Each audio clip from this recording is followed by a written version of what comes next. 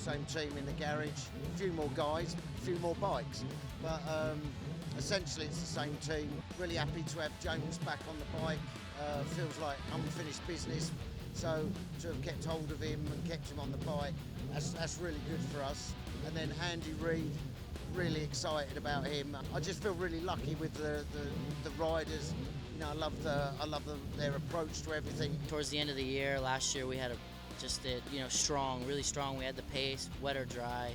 You know, we got the Yamaha, and you know the team really worked really hard. We made a couple good commitments. They promised to make sure I had a championship-winning bike. I wanted to win races before I moved up to Superbike. I want to make sure I can leave Supersport in the 600 class with accomplishing, winning races and being, a title contender week in, week out before I make the jump up.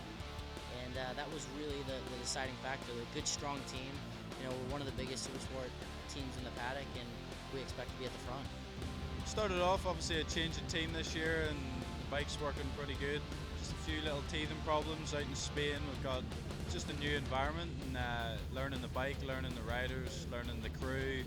It's a big learning curve. Seem to be dealing okay with it. I'm hoping for a strong podium finish, and we'll just have to see how that goes.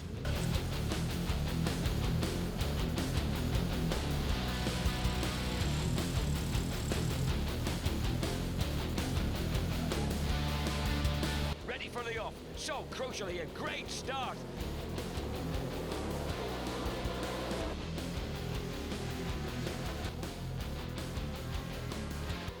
Andy Reid just being slightly dropped off the back of the top 5 here, with Glenn Irwin in 5th place.